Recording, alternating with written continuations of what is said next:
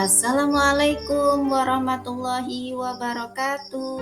Berjumpa lagi anak-anak semua pada hari ini dengan pelajaran pendidikan agama Islam dan budi pekerti. Apa kabar anak-anak semuanya? Semoga pada hari ini dalam keadaan sehat walafiat semuanya ya. Tetap jaga kesehatan.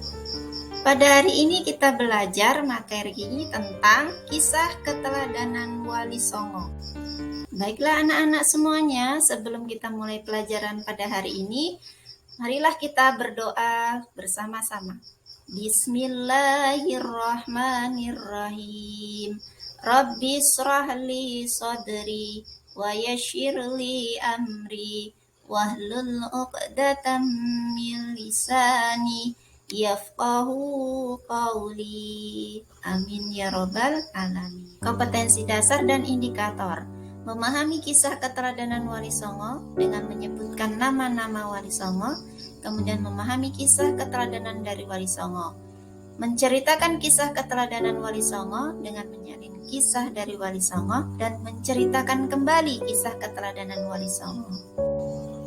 Adapun tujuan pembelajaran pada hari ini yaitu setelah mengikuti pembelajaran dengan cooperative learning, peserta didik dapat terbiasa dan menunjukkan perilaku peduli dan rendah hati sebagai implementasi pemahaman kisah keteladanan Wali Songo dengan baik, memahami kisah keteladanan Wali Songo dengan benar, dan mampu menceritakan kembali kisah keteladanan Wali Songo dengan berani. Kisah keteladanan Wali Songo. Siapa sih Wali Allah itu? Al-Quran telah menjelaskan bahwa Wali Allah adalah orang yang beriman dan bertakwa. Di samping melakukan hal-hal yang wajib, para wali Allah ini senantiasa melakukan hal-hal yang sunnah serta menjauhi hal-hal yang makruh. Allah Subhanahu wa taala berfirman, Bismillahirrahmanirrahim. Ala inna awliya Allahi la khaufun alaihim wa la hum yahzanun. Alladzina amanu wa kanu yattaqun.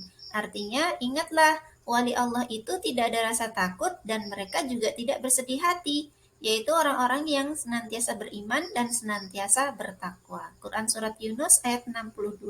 Sunan Gresik atau disebut juga sebagai Maulana Malik Ibrahim. Kisah keteladanannya adalah semangatnya mendakwahkan Islam. Sunan Gresik banyak membela rakyat, yaitu rakyat Jawa yang tertindas oleh Majapahit. Ia juga mengajarkan cara-cara baru dalam bercocok tanam. Yang kedua, Sunan Ampel. Sunan Ampel atau Raden Rahmat dianggap sebagai sesepuh para wali. Kisah keteladanan beliau yang menarik adalah ketika Sunan Ampel itu berdakwah kepada Prabu Brawijaya. Sunan Ampel mengajarkan falsafah yang terkenal dengan sebutan Moh Limo atau 5M, yaitu mau berjudi, mabuk-mabukan, mencuri, menghisap candu atau ganja, kemudian berzina. Yang ketiga, Sunan Bonang. Sunan Bonang adalah putra dari Sunan Ampel dan sekaligus muridnya. Kisah keteladanan beliau adalah cara berdakwah beliau yang bijaksana. Sunan Bonang sering menggunakan kesenian rakyat untuk menarik simpati mereka. Ia memasukkan alat musik bonang pada seperangkat alat musik gamelan. Oleh karena itu, ia dikenal dengan sebutan Sunan Bonang. Yang keempat, Sunan Derajat. Sunan Derajat adalah putra Sunan Ampel. Kisah keteladanannya adalah cara dakwahnya yang menekankan keteladanan dalam hal perilaku yang terpuji, dermawan, kerja keras, dan peningkatan kemakmuran masyarakat sebagai pengamalan agama Islam. Sunan Derajat juga berdakwah melalui kesenian. Tembang Macapat Pangkur disebut sebagai salah satu ciptaannya. Yang keempat, Sunan Derajat. Yang kelima, Sunan Kudus. Sunan Kudus adalah putra dari Sunan Ngundung. Sunan Kudus banyak berdakwah di kalangan kaum penguasa dan priayi Jawa. Di antara yang pernah menjadi muridnya yaitu Sunan Prawata, penguasa Demak, dan Arya Penangsang, Adipati Cipang Panolan. Salah satu peninggalannya yang terkenal yaitu adalah Masjid Menara Kudus. Yang keenam, Sunan Giri. Sunan Giri adalah putra dari Maulana Ishaq. Sunan Giri sangat berjasa dalam mendakwahkan Islam di Jawa, bahkan sampai ke wilayah timur dari Indonesia. Ia pernah menjadi hakim dalam perkara Syekh Siti Jenar. Ia pun juga berdakwah melalui kesenian. Tembang-tembang Islami atau dolanan anak-anak diciptakannya seperti jamuran, citungan, juga delikan. Yang ketujuh, Sunan Kalijaga. Sunan Kalijaga adalah putra daripada Adipati Tuban yang bernama Tumenggung Wilatikta. Sunan Kalijaga juga menggunakan kesenian dan kebudayaan sebagai sarana untuk berdakwah, seperti wayang kulit dan tembang suluk. Tembang ilir-ilir dan gundul-gundul bacul juga dianggap sebagai hasil karya. 8. Sunan Muria.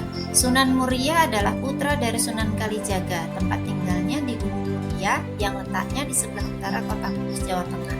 Seperti halnya ayahnya Sunan Kalijaga, Sunan Muria juga berdakwah dengan cara lembut. Kesenian gamelan dan wayang tetap digunakannya sebagai alat dalam berdakwah. Sunan Muria menciptakan tembang sinop dan kinanti. Sasaran dakwahnya adalah para pedagang, nelayan, pelaut, juga rakyat-rakyat jelata. 9. Sunan Gunung Jati. Ia berjasa mengembangkan Cirebon yang kemudian menjadi Kesultanan Cirebon. Sunan Gunung Jati memberikan keteladanan yang baik dalam bekerja. Ia sering ikut musyawarah dengan para wali lain di Masjid Demak. Pada pembangunan Masjid Agung Sang Cipta Rasa, Sunan Gunung Jati melibatkan banyak pihak, termasuk para wali lainnya dan sejumlah tenaga ahli yang dikirimkan oleh Raden Patah. Oke, kesimpulan materi kita pada hari ini, kisah keteladanan Wali Songo mengajarkan kepada kita bahwa penyebaran dakwah Islam di Indonesia, terkhususnya di Pulau Jawa, itu tidak lepas dari peran dari Wali Songo tersebut. Kesembilan wali tersebut yaitu ada Sunan Gresik, Ampel, Bonang, Derajat, Kudus, Sunan Giri, Kalijaga, Sunan Muria, dan Sunan Gunung Jati. Demikianlah materi yang Ibu sampaikan pada hari ini. Untuk tugas selanjutnya adalah anak-anak mengerjakan soal latihan berikut di buku latihan. Keteladanan apa yang dicontohkan oleh Sunan Derajat, Sunan Kudus, juga Sunan Giri? Demikianlah materi yang Ibu sampaikan pada hari ini. Untuk tugas selanjutnya adalah anak-anak mengerjakan soal latihan berikut di buku latihan. Keteladanan apa yang dicontohkan oleh Sunan Derajat, Sunan Kudus, juga Sunan Giri? Wassalamualaikum warahmatullahi wabarakatuh.